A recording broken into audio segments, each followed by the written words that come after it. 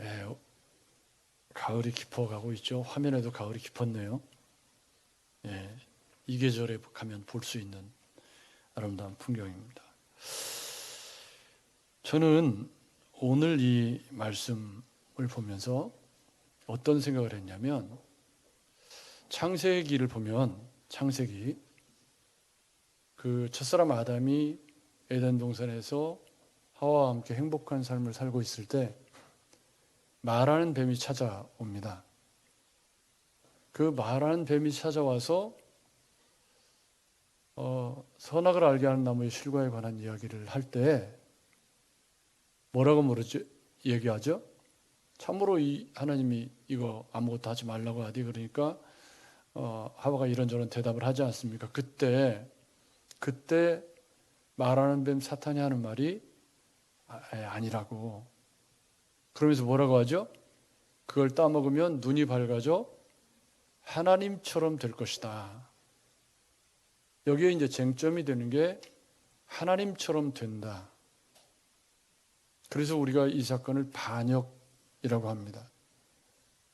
그 선악을 알게 하는 나무의 실과를 따먹은 그 사건이 하나님과의 약속을 깨트린 사건이지만 다른 관점에서 보면 불순종의 사건이고 하나님처럼 되고자 하는 사건이기 때문에 반역 사건이라고 하는 거예요. 여기서 우리가 알 수 있는 건 뭐냐면, 사탄이 이 땅에서 활동하면서 끊임없이 우리를 부추기는 건 하나님처럼 높아지는 것이고, 하나님처럼 높아지는 것의 다른 이름은 불순종의 삶, 즉 머리 위에 누구를 두는 것을 싫어하는 거죠. 그런데 지금 계몽주의 시대가 지나고, 그러니까 모더니즘 시대가 지나고 포스트 모더니즘 시대가 되었을 때, 이 포스트 모더니즘 시대의 가장 중요한 슬로건이 뭐죠? 소견에 오른 대로입니다. 그래서 이 포스트 모더니즘 시대의 모든 이 모더니즘적 가치, 다시 말해서 1 더하기 1은 1이야. 이게 뭐죠? 모더니즘적 가치예요. 근데 포스트 모더니즘은 1 더하기 1은 2일 수도 있고 1 더하기 1이 0이 될 수도 있고, 이렇게 상대화시키는 것이 우리 시대의 철학 사조입니다. 그래서 포스트 모더니즘의 슬로건도 누구에게 순종하고 간섭받고 사는 게 아니라 어떻게 살라는 거죠? 너 좋은 대로 그냥 살아. 여러분, 최근에 선생님들이 도미노처럼 스스로 목숨을 끊는 일들이 매스컴에 연일 연야 계속 보도된 적이 있죠. 그 배후에 뭐가 있죠? 바로 이 포스트 모더니즘적 아이들이 선생님을 선생님으로 대우하지 않고, 부모가 선생님을 선생님으로 대접하지 않고 온갖 갑질을 해야 되는. 옛날에는 선생님들이 조금 대접을 많이 받았죠. 근데 그게 선생님들만 해당이 되는 게 아니고 요즘은 부모도 마찬가지고 이 앞에 있는 목사도 마찬가지고 다 똑같은 상황에 처해 있습니다. 그 이유가 뭘까요? 네 소견에 오른 대로 살라는 말은 불순종이 미덕이다. 누구에게 간섭받고 살아가는 건 뭐다? 자유를 억압당하는 것이다. 라는 슬로건이 우리 시대를 뒤덮고 있기 때문입니다. 그런데 우리가 옛날에 제가 대학 다닐 때, 지금은 이제 있는지 모르겠어요. 내비게이터 선교회라는 그런 선교단체가 있었어요.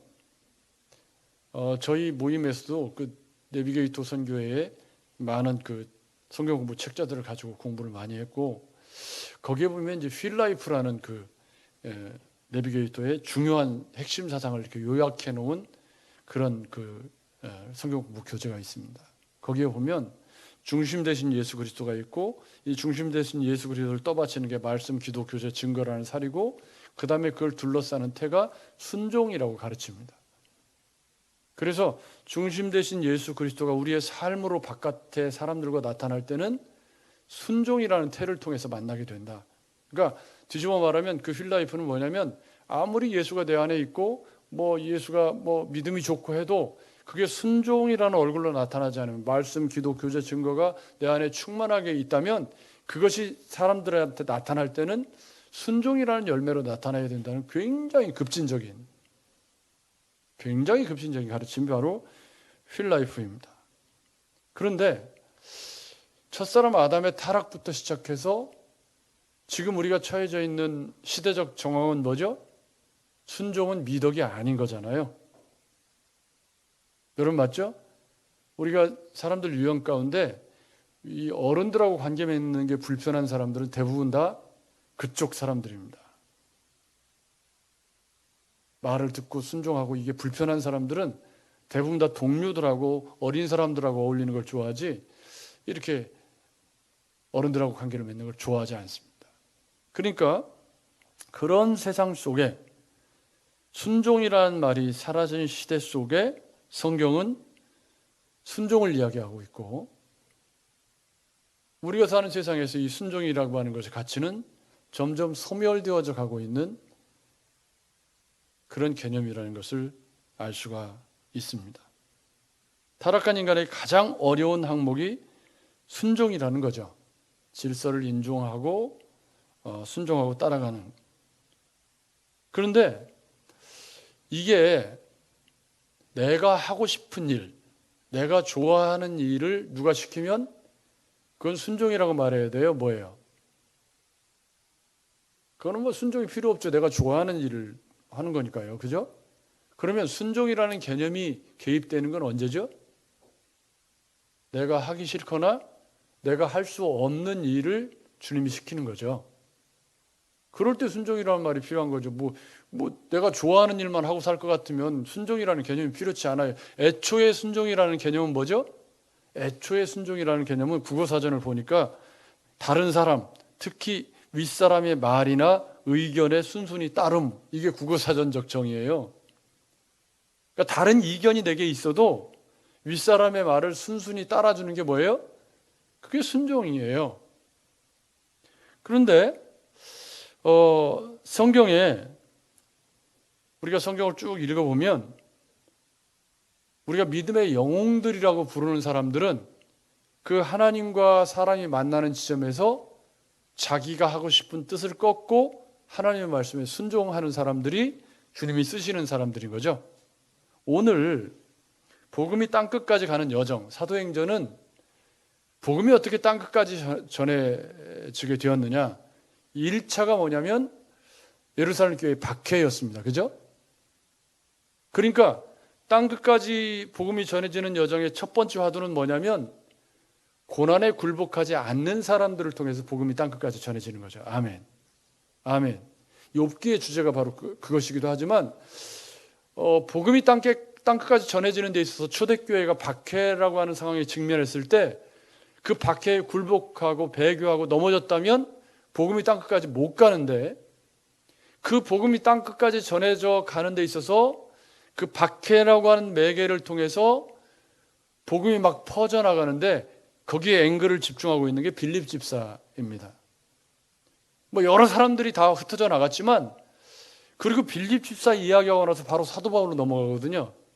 그러면 다른 사람들은 다 기타 등등으로 처리가 된 거고, 누가가 주목할 때 복음이 예루살렘과 온 유대와 사마리아와 땅끝까지 이렇게 퍼져나가는 그 역할이 예루살렘 교회의 박해였고, 그 박해를 통해서 빌립이라는 불똥이 사마리아에 튀었다는 거예요. 여러분 맞죠? 그러니까 우리가 기억해야 할 이 예수 믿는 사람들의 첫 번째 덕목, 이것은 고난에 굴복하지 않는 믿음의 사람. 아멘. 아멘. 여러분 신앙생활 하다가 인생을 살다가 크고 작은 어려움들이 닥쳐왔을 때 너무 쉽게 넘어지고 쓰러지고 아예 누가 다 건드리기만 하면 자빠질 준비가 되어 있는 사람도 있어요. 건들면 톡 하고 터질 것만 같은 그대. 이걸 개그라고 했는데 아무도 안 한. 그러니까 어려움을 잘 이렇게 이겨낸 사람들이 복음을 가지고 지금 퍼져나간 거잖아요. 이게 첫 번째 항목이라면, 두 번째 오늘 우리가 살펴볼 이야기가 있습니다. 지금 이제 빌립 집사가 사마리아에서 복음을 전하는데 사마리아가 뜨거워요. 그래서 막 사람들이 막 주님께 돌아오고 역사가 일어나고 뭐 귀신이 쫓겨나가고 하는데 뭐 사도들이 와서 뭐 안수를 하니까 뭐 성령을 받고 사마리아 교회가 막 한참 부흥이 돼서 빌립 집사가 너무너무 재미있게 사역을 하고 있는 거죠. 얼마나 행복하겠어요, 그죠? 그런데 본문에 보니까 한참 재밌게 사마리아의 여러 마을에서 복음을 이렇게 전하고 있는데 주의 사자가 빌립에게 말하여 이르되 일어나서 남쪽을 향하여 예루살렘에서 가사로 내려가는 길까지 가라 하니 그 길은 광야라 그럽니다. 갑자기 지금 예루살렘에서도 지금 박해가 일어나가지고 좀 쫓겨났잖아요. 그죠? 그래서 겨우 쫓겨나가지고 이제 사마리아에서 한참 또 재밌게 사역을 하고 있는데 주의 사자가, 그러니까 이게 주의 사자가라는 이 표현이, 여러분 거기도 저를 보십시오. 나는 주의 사자가 말씀하면 순종할 거야. 맞아요, 틀려요? 지금 이거는 특별한 경우죠. 하나님의 교회가 열방을 향해 뻗어나갈 때 주의 사자가 직접 빌립 집사에게 얘기하는 이런 경우는 아주 드물잖아요. 근데 이 성경을 읽으면서 나도 주님의 사자가 내게 말씀하면 내가 순종하지. 그러면 일평생 순종 안 할 수도 있다는 말이죠. 여러분 지금 우리 시대에 주님의 사자가 직접 나타나서 야 종민아 너 어울림교회 사역 그만두고 서울로 가라. 그럴 리가 있나요, 없나요? 드물죠. 물론 그럴 수도 있죠. 하나님께서 필요하시면 하실 수 있지만 그렇게 역사하시는 경우는 아주 드물죠. 지금 우리 시대에는. 가끔 이제 어디 왔다 갔다 하시는 분들은 주님이 내게 말씀하셨다고 하시는 분들도 있지만 그거는 검증이 안 되는 거기 때문에 쉽게 이야기하기가 어려운 부분이고요.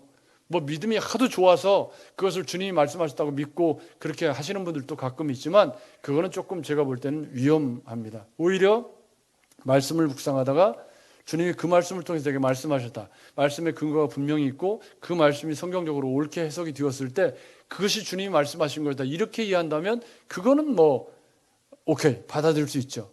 근데 그거하고 아무 상관이 없고 하려고 하는 일들도 복음하고 전혀 위배되는 일인데 주님이 내게 말씀하셨다. 예를 들면 이런 거예요. 제가 가정을 이루고 저렇게 이쁘고 아름다운 아내하고 잘 살고 있는데 갑자기 주의 사자가 나타나갖고 야, 너 이혼하고 다른 여자하고 결혼해라. 하나님이 그렇게 말씀하셨다. 이게 말이 맞아요, 안 맞아요? 대답을 못 하시네. 아니, 하나님이 멀쩡한 가정을 깨고 그렇게 역사하실 리가 없잖아요. 여러분 맞죠? 이건 일반적인 상식에 안 맞잖아요. 그걸 주의 뜻이라고 하는 건 옳지 않은 거죠. 그러니까 여기 주의 사자가 빌립에게 일어나서 한참 지금 재밌게 사역하고 있는데 사마리아에서 지금 막 행복하게 사역하고 있는데 주의 사자가 나타나서 그것도 광야라고 가라는 거예요. 누가 뭐 거기서 기다리고 있다 뭐 자세한 얘기를 해준 것도 아니고 그냥 광야로 가라는 거예요, 무조건. 주의 사자가 얘기했기에 망정이지 베드로가 얘기했으면 어떻게 될까요? 예? 만약에 베드로 사도를 통해서 얘기하면 어떻게 되죠? 여러분 여기에 우리 신앙생활에 중요한 문제가 있어요. 어쨌든 이제 본문의 상황은 주의 사자가 얘기를 한 거예요. 그래서 빌립 집사가 한참 예루살렘 교회 핍박을 통해서 지금 사마리아를 이렇게 와가지고 한참 행복한 순간을 맛보고 있는데 주님이 거기 떠나서 이제 광야로 가라고 하니까 여러분 같으면 어떻게 하시겠습니까? 아니 우리 주님은 내가 행복한 꼴을 못 보나? 아니 예루살렘에서 기껏 박해받아가지고 지금 도망와가지고 지금 여기 사마리아에서 지금 복음 전하고 있는데 여기서 조금 좀 재밌게 지금 사역 좀 하려고 그러는데 왜 또 광야로 가? 나 못 가요! 아닌가요? 근데 본문에는 빌립 집사가 감사하게도 그런 고민을 했다는 얘기가 없어요. 그죠? 바로 그냥 일어나 가서 보니 이렇게 돼 있네요. 여기서 두 번째 조건을 만나는 거죠. 복음이 땅 끝까지 전해가는 여정의 첫 번째 조건은 뭐였죠? 고난에 굴복하지 않는 그런 사람. 두 번째 조건은 뭐죠? 주님 말씀하시면 내가 나아가겠습니다라고 하는 순종의 사람을 주님이 사용하셔서 그 앵글에 적합한 사람이 지금 빌립 집사인 거죠. 그러니까 예루살렘 박해로 인해서 많은 사람들이 흩어졌지만 누가가 주목하고 있는 사람은 빌립 집사 하나고, 빌립 집사 다음에 복음이 땅끝까지 퍼져가는 견인차 역할을 하는데 주목하는 인물이 누구예요? 사도 바울이거든요. 그럼 나머지는 다 기타 등등으로 처리가 된 거예요. 그러면 이 빌립 집사의 사역이 복음이 땅끝까지 퍼져가는데 중요한 어떤 의미를 부여하고 있었다. 그게 첫째가 사마리아에 복음이 전해져서 사도들이 가서 안수를 해서 사마리아도 하나님의 백성이라는 인준을 받은 사건, 이게 중요한 사건이기 때문에 누가가 굉장히 집중해가지고 기록을 하고 있고, 두 번째 주목하고 있는 건 에티오피아 내시입니다. 그러니까 복음이 지금, 복음의 불똥이 어디로 튀고 있는 거예요? 구스, 에티오피아로 튀고 있는 얘기를 지금 하는 거예요. 근데 그 일을 하는 데 있어서 하나님이 설명도 안 해주고 너 어디로 가라, 그러니까 뭐 자세히 설명을 해준 게 아니에요. 가서 너 누구를 만날 텐데 뭐 어떻게 이렇게 말을 하고 이렇게 얘기한 게 아니고, 주의 사자가 남쪽으로 가라, 남쪽으로. 거기 가면 가사까지 내려가는 길까지 가면 거기 광야라, 그렇게 말씀을 하신 것 뿐이에요. 거기서 누구를 만난다든지 뭐. 여러분 같으면 저도 그럴 것 같아요. 저도 하나님 도대체 왜 거기 누구를 만나라고, 못 알아가라. 지금 사마리아 지금 한참 행복한데 왜 또 가라는 거예요? 왜? 그러지 않을까요? 여러분 감정이입을 좀 해가지고 빌립이 돼가지고 한번 생각을 해보세요. 내가 빌립이라면 이런 상황에서 어떻게 할 건지. 근데 빌립 집사가 갔더니 에티오피아 사람 곧 에티오피아 여왕 간다게의 모든 국고를 맡은 관리인 네시가 예배하러 예루살렘에 왔다가, 설명이 길어요. 일단 여기 에티오피아 여왕 간다게의 모든 국고를 맡은 관리인 네시, 그러니까 일단 네시라는 거예요. 그죠? 네시고 목요혈통에 이제 여왕이 이렇게 다스리는 나라인데, 거기에 국고를 맡았다는 건 뭐죠? 우리나라로 말하면 재무 쪽을 담당하고 있는 건데, 이게 실세 중에 실세 아니에요. 중요한 사람이라는 뜻이에요. 지금 중요한 사람인데 넷이라는 거죠. 이 사람이 예배하러 예루살렘에 왔다는 거예요. 도대체 에티오피아 사람이, 이 에티오피아는 지금도 이제 이 피부색이 이제 검은 사람들이잖아요. 그쪽 동네가. 저는 이 커피를 꽤 오랫동안 홈로스팅을 하고, 지금 제가 바리스타 과정을 하고 나서 10몇 년이 지금 지나는 동안 집에서 홈로스팅을 시작한 지가 한 10년쯤 되고, 그렇게 이제 홈로스팅을 처음에 시작할 때는 그냥 커피를 가진 뭐 종류의 커피들을 막 50종류씩 막 내려가지고 집에서 택배로 받아가지고 로스팅을 해보고 뭐 막 실험을 하다가 지금은 이제 정착을 했어요. 다 뒤시럭을 떨어보니까 결국은 오리지널 브랜드가 제일 맛있더라, 뭐 이제 이래가지고 단순해지는 거죠. 근데 그 중에 제가 제일 소원하는 커피가 에티오피아 커피거든요. 에티오피아 커피가 맛있어요. 향미가 좋고, 제 취향에는 에티오피아가 딱 맞아요. 케냐 쪽 좋아하는 사람이 있고 뭐 브라질 좋아하는 사람이 있고 그러겠지만, 저는 이제 에티오피아를 굉장히 선호해서 최소한 에티오피아 커피를 사면 실패를 안 한다, 뭐 이래서 에티오피아를 좋아하는데, 뭐 갑자기 커피 얘기가 왜 나오는 건데 에티오피아 얘기를 하니까 나온 거죠. 그러니까 이제 이 에티오피아 국고를 맡은 네시가 왜 예배하러 왔는지는 뒤에 살펴보기로 하고, 예배를 하러 왔다가 네시니까 아마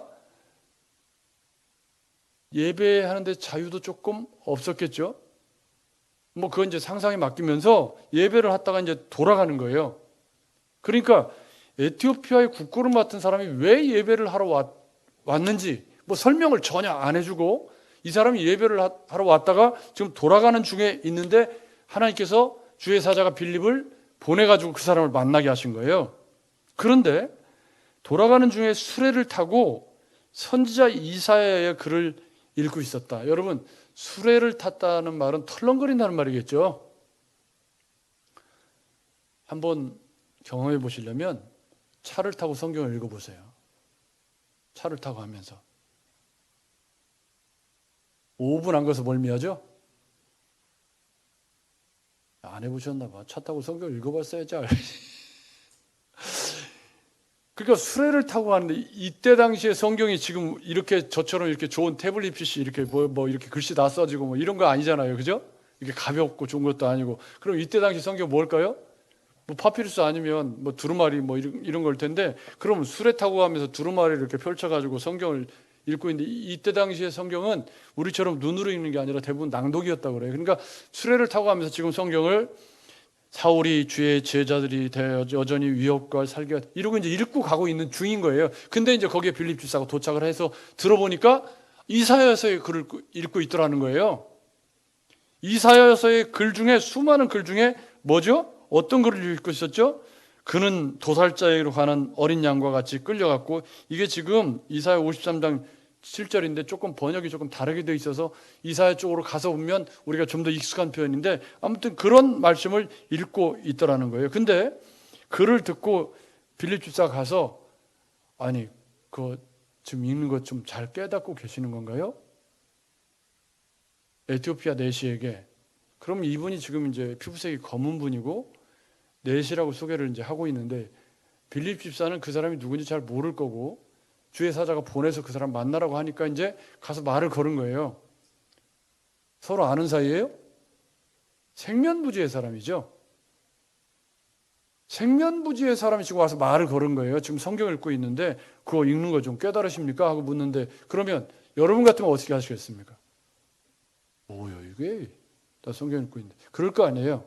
근데 본문의 상황은 성령이 빌립더러 이르시되 수레로 가까이 나아가라 하시거늘, 빌립이 달려가서 선자 이사야의 글 읽는 것을 듣고 말하되 읽는 것을 깨닫느냐 하고 물었다는 거예요. 그랬더니 에티오피아 내시가 하는 말이, 지도해 주는 사람이 없으니 어찌 깨달을 수 있느냐 하고 빌립을 청하여 수레에 올라 같이 앉으라. 이럴 때 우리가 쓰는 말이 있어요. 뭐죠? 준비된 영혼. 이분은 지금 성경을 읽긴 읽는데 목말라요. 자, 여기서 우리가 한번 점검해 볼 것이 있습니다. 빌립 집사에게 광야로 가라고 말씀하시는 주의 사자의 명령이 빌립 집사가 원하는 시점, 원하는 일, 그런 거였나요? 아니면 전혀 예상하지 못하고 준비되지 않은 상태에서 말씀하신 건가요? 빌립 집사가 생각해 본 적도 없고, 왜냐하면 빌립 집사가 에티오피아 내시가 왔다 가는지 어쩌는지 알 게 뭐예요? 모르죠. 그건 하나님께 속한 일이고, 그러니까 지금 주의 성령께서 복음이 땅끝까지 전해지기 위해서 지금 빌립 집사와 에티오피아 내시를 만나게 하신 거죠. 아멘. 근데 그 만나게 하시는 일에 뭐가 개입된 거죠? 순종이라고 하는, 빌립 집사의 순종이라고 하는 중요한 성경적인 이 개념이 개입되어 있는 거예요. 그래서 순종이라고 하는 개념이 성립이 되려면 내가 원하는 시점, 내가 좋아하는 일, 뭐 이게 아니고 내 상황이나 내 재능이나 이것과 상관없이 주님이 내게 어떤 일을 맡기실 수 있다. 여러분, 그런 거죠. 순종이라는 말이 성립되려면 내가 좋아하는 일 아니고 내가 원하는 시간 아니고 뭐죠? 내가 준비된 것 같지도 않고 내가 뭐 이렇게 아무것도 생각해 본 적도 없는데 갑자기 시키는 거죠. 순종이라는 말이 성립되는 거, 그런 거죠. 그래서 빌립 집사가 그 말씀에 순종하고 갔더니 누구를 만난 거예요? 그러니까 순종이라고 하는 게 결과가 다 예상되고 다 뭐 이렇게 해서 하는 게 아니고 주님이 그냥 가라고 그러니까 간 거예요. 그것도 제일 사마리아에서 행복한 순간을 보내고 있는데 박해로 흩어졌으니까 뭐 얼마나 삶이 질박하고 어려운데, 거기서 사마리아에서 지금 복음 전하는 기쁨을 막 맛보고 있는데 거기서 또 주님이 다른 데로 가라고 그러는데 빌립 집사가 순종하고 가서 누구를 만난 거죠? 에티오피아 내시를 만난 거예요. 만약에 빌립 집사가 순종하지 않았더라면 뭐 주님이 다른 사람을 쓰셨겠죠. 다른 사람을 써서 만나게 하셨을 수도 있겠지만 일단 빌립 집사가 순종했기 때문에 그 순종을 통해서 복음이 지금 사마리아와 온 유대 땅끝까지 퍼져나가는데 불똥이 탁 튀는 역할을 뭘 통해서 한 거죠? 빌립 집사의 순종을 통해서 에티오피아 내시를 만나게 하신 거죠.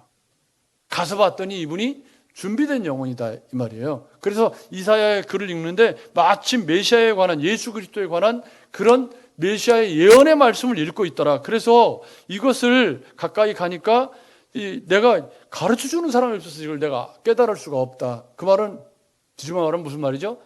나 좀 가르쳐 주세요. 나 지금 너무 목마르고. 여러분 여기서 이분이 이 에티오피아의 국고를 맡은 여왕의 총애를 받는, 많이 배웠을까요? 안 배웠을까요? 정황상 많이 배웠겠죠. 국고를 맡은 사람이니까. 그죠? 그리고 나라의 재무를 책임지고 있는 재무장관이면 상당히 사회적으로 높은 위치에 있잖아요. 근데 이분이 복음 앞에 어떻게 돼 있죠, 지금? 너무 겸손한 거죠. 빌립 집사가 누군지 이 사람이 아나요, 모르나요? 모르지. 빌립 집사가 그분 에티오피아 내시 만나러 갈 때 저처럼 이렇게 반짝이 넥타이 매고 정장하고 갔을까요? 아닐 것 같죠? 박해로 흩어져가지고 뭐 사마리아에서 복음 전하다 갔는데, 그러면 빌립 집사가 보기에, 에티오피아 내시가 보기에 흠모할 만하게 막 얼굴에 광채가 나고 그런 것도 아니었을 것 같단 말이에요. 그러면 도대체 뭘 보고? 사실은 사도행전은 성령께서 보이지 않는 곳에서 이렇게 일하고 있다, 이제 그 얘기를 지금 하고 있지만, 그 성령의 역사가 가시화되어 나타나는데 빌립이라고 하는 인물의 순종을 통해서 에티오피아 내시라고 하는 사람의 겸손이 함께 만나서 복음의 불똥이 구스 에티오피아로 퍼져나가게 되었다. 이 설명을 지금 하고 있는 거잖아요. 여러분 맞죠? 그러니까 이 성경 구절을 자기가 못 깨달아서 질문을 하는 거예요. 이 사람이 여기 이렇게 이런 글이 있는데, 이게 여기 말하는 이 사람이 도대체 누구를 가리키는 거냐, 자기를 가리키는 거냐, 타인을 가리키는 거냐. 야, 이게 지금 무슨 말이냐면 이 메시아의 글에, 이 메시아를 예언한 이 말씀이 누구 얘기하는 거야? 그럼 나한테 제발 복음 전해달라는 말이잖아요. 여러분 맞죠? 빌립 집사가 순종하지 않았더라면 이 영혼, 한 영혼을 이렇게 건져내는 축복을 경험하지 못했겠죠. 그래서 이제 신이 나가지고 빌립 집사가 구약에서부터 예수 그리스도의 부활과 죽으심과 십자가의 주악! 아유. 설명, 주악! 원래 제가 거기를 긁으려고 그런 게 아닌데, 아무튼 소리가 쫙 설명을 해준 거 아니에요. 에티오피아 내시가 어떻게, 간다게는 이름이 아닙니다. 간다게는 에티오피아 내시의 이름이 아니고 직함이기 때문에 간다게가 이름이 아니에요. 근데 이분이 빌립 집사가 말을, 이 복음을 전할 때 어떻게 들었을까요? 지금 여러분처럼 듣고 있었을까요? 지금 여러분처럼 듣고 있었을까요? 끄떡끄떡 하시는 분.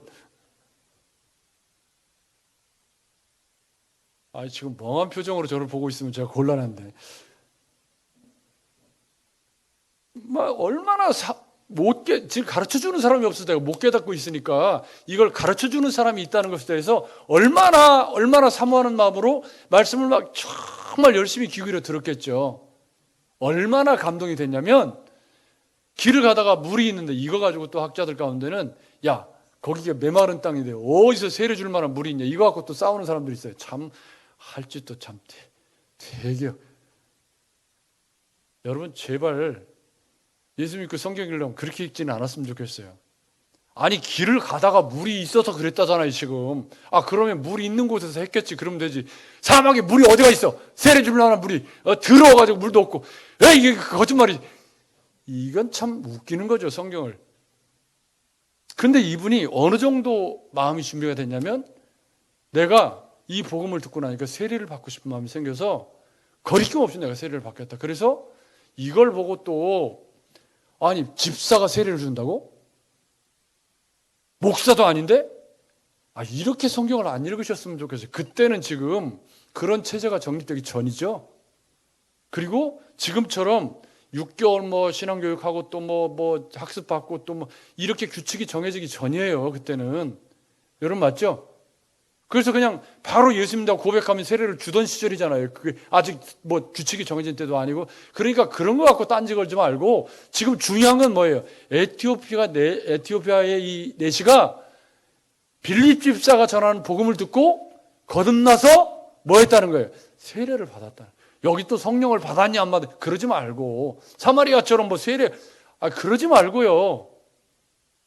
지금 여기서 중요한 건 뭐냐면 빌립 집사의 순종을 통해서 에티오피아 내시가 세례를 받았고 그가 에티오피아에 가서 복음을 전하는 복음이 땅 끝까지 이르는 일에 쓰임받게 되었다. 이 얘기를 지금 누가 하고 싶은 거잖아요. 여러분 맞죠? 그 일이 이 빌립 집사라고 하는 분의 순종을 통해서 이루어졌다. 이 축복, 이 기쁨, 이걸 누가 누릴 수 있느냐? 이 준비된 영혼을 만나는 이 기쁨을 누가 누리는 거죠? 빌립 집사의 순종을 통해서 누리는 거다. 재미있는 건 에티오피아가 지금도 95%가 기독교인이라고 그럽니다. 그런데 이들이 언제부터 예수를 믿었는지 알 수가 없대요. 이미 여기 본문에 보면 에티오피아 대시가 예배하러 왔잖아요. 그러면 이때 이전에 이미 복음을 들었다는 얘기잖아요. 그죠? 그래서 뭐 여러 가지 이야기가 있지만 이들이 솔로몬의 후예라고 말한다고 그래요. 그렇게 되면 이제 얘기가 이제 전설 따라 삼천리로 가는데 그렇게 되면 스바 여왕이 방문할 때 스바 여왕이 바로 여기 구스 출신이거든요. 그때 뭐 썸을 타가지고 뭐 아이를 뭐 잉태해가지고 뭐 구스에 가서 뭐 이렇게 이야기하는 사람이 그건 조금 개연성이 어쨌든 스바의 여왕 때에 솔로몬의 후예를 자처하는 것이기 때문에 스바 여왕 때에 뭐 연결고리가 돼서 그때 복음이 전해졌을 것이다 이런 전설이라고 해야 될지 뭐 그런 견해들이 있기는 해요. 그렇지만 한 가지 분명한 건 그때 전해졌는지 어떻게 그렇지만 그때는 구약 시대고 제대로 복음이 정리되지 않아서 이 에티오피아 내시가 복음을 제대로 이해하지 못하고 있었던 거잖아요. 그러니까 한 가지 우리가 알 수 있는 건 그렇게 불안정한 복음이 이 에티오피아 내시가 복음을 제대로 듣고 깨달아서 그 나라의 복음의 불똥을 제대로 떨어뜨리는 역할을 했을 거라는 건 우리가 어렵지 않게 알 수가 있다는 거죠. 그래서 이 이야기를 듣고 한번 성경을 머릿속에 이렇게 쭉 생각을 해보세요. 하나님의 역사를 이루어갔던 중요한 대목에 하나님의 쓰임받은 사람들의 공통점이 뭐죠? 쉽게 볼게요. 믿음의 사람 노아가 비도 안 오는 청청한 날에 방주 만들라는 말씀을 들었는데 그게 하루 이틀이 아니죠. 믿음으로 순종하면서 방주를 만들죠. 하나님이 그 사람을 쓰셨고요. 아브라함에게 본토 친척 아비집을 떠나라고 요구하셨을 때 아브라함이 오래 참아 약속의 주인공이 됐거든요. 갈 바를 알지 못하고 떠났다 성경은 그렇게 얘기하고요. 모세가 스스로 소명을 부여했을 때 하나님이 안 썼어요. 안 쓰셨죠. 너 아직 준비가 덜 됐어. 광야로 보내셨죠. 그리고 모세가 완전히 광야에서 꼬부랑 할아버지 돼가지고 80살 돼가지고 나는 이제 아무것도 못한다고 할 때 하나님이 떨기나 불 가운데 나타나셔서 모세를 들어 쓰실 때 그때 모세가 여러 경로를 통해서 하나님 말씀에 순종하게 되고 그래서 출애굽의 역사를 이루어가는 것을 볼 수가 있습니다. 따라서 하나님이 순종하는 사람들을 쓰시는 건 너무 명백합니다. 애초에 믿음이라고 하는 것이 그런 의미가 담겨져 있다는 것을 우리는 알 수가 있습니다. 순종할 준비가 된 사람들을 사용하셔서 당신의 동역자로 세우시고 그들을 통해서 사마리아를 에티오피아를 복음화시키기를 원하시는 줄로 믿습니다. 그리고 지금 우리 시대의 하나님은 우리를 들어서 그 일을 계속해 나가기를 원하실 것입니다.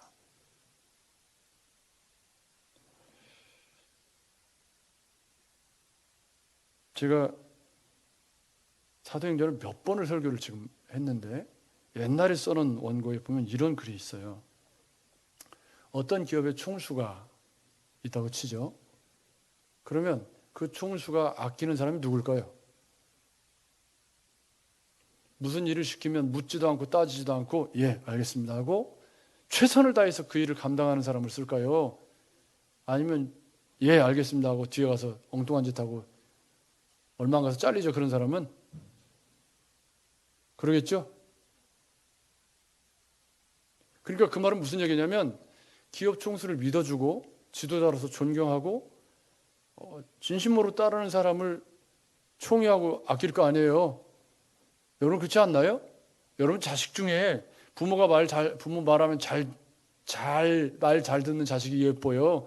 그냥 계속 들이받고 그냥 말도 안 듣고 그냥 그런 자식도 자식이니까 아끼고 뭐 그러는 건 똑같지만 그렇지만 그래도 순종하는 아들이 더 예쁜 거 아니에요? 여러분 맞죠?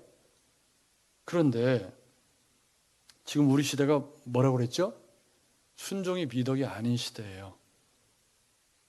사단은 계속해서 우리에게 뭐라고 밀가부듯이 우리를 까부렸냐면 야, 순종은 굴욕적인 거야. 하나님처럼 되는 게 더 낫지. 여러분 그런 거 아닙니까? 여러분 맞죠? 그래서 우리 시대가 주는 정신과 또 사단이 계속해서 우리를 부추기는 것이 순종은 미덕이 아니라고 속삭이고 있는 것이 우리의 현실입니다. 그런 상황 속에서 하나님 누구를 쓰시는 거죠? 믿음으로 순종하는 빌립 집사를 쓰셔서 당신의 역사를 이루어 가시는 것이죠. 아멘. 사랑하는 여러분, 한번 고민해 보십시오. 지금 우리 시대에 주의 사자가 나타나서 하시면 좋겠는데 그렇지 않을 때가 더 많을 거예요. 때로는 교회에서 목회자를 통해서 말씀하실 수도 있고 또 직장 상사를 통해서 어떤 경로를 통해서 하나님이 순종을 요구하실 때가 있겠죠. 근데 순종이라는 말 자체가 뭐예요? 걸리는 말이에요, 이게. 내가 원하는 일하고 상관이 없는 거예요. 내가 잘 준비도 안 돼 있고 다 준비되고 뭐 내가 좋아하는 일 같으면 그 순종이 아니라 그 뭐 자기 좋아하는 일 하면 되잖아요, 그냥. 그럼 순종이라는 개념은 내가 준비도 안 돼 있고 내가 능력도 없고 뭐 그런 것 같지만 일단 하나님 시키는 걸로 알고 아멘하고 가는 거죠. 갔더니 준비된 영혼을 만나는 게 그게 순종하는 사람이 누리는 기쁨 아닌가요? 믿음으로 산다는 건 여러분 그런 거잖아요. 여러분 맞죠?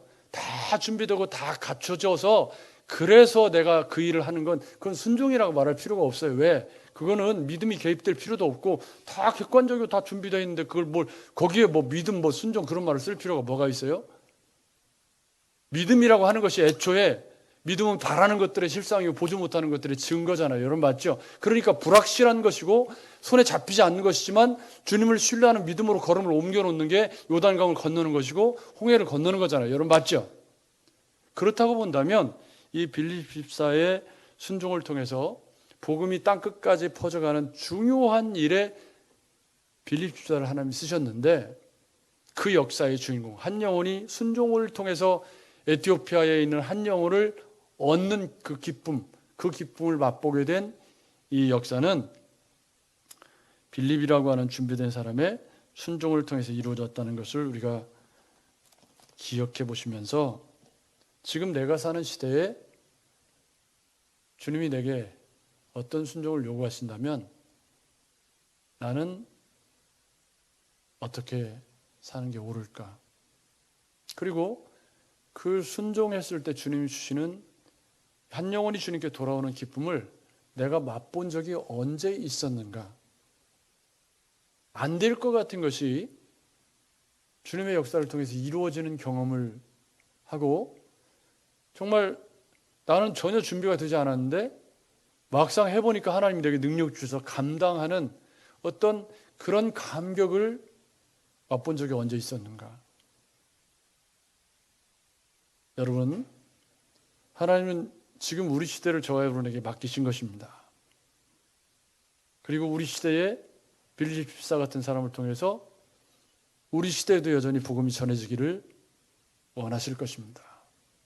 또 한 주간 살아가실 때 저와 여러분들의 순종을 통해서 여전히 땅끝까지 전해져야 할 복음이 생명력 있게 전해지는 일에 쓰임받고 하나님의 교회를 교회되게 만드는 일에 순종을 통해 쓰임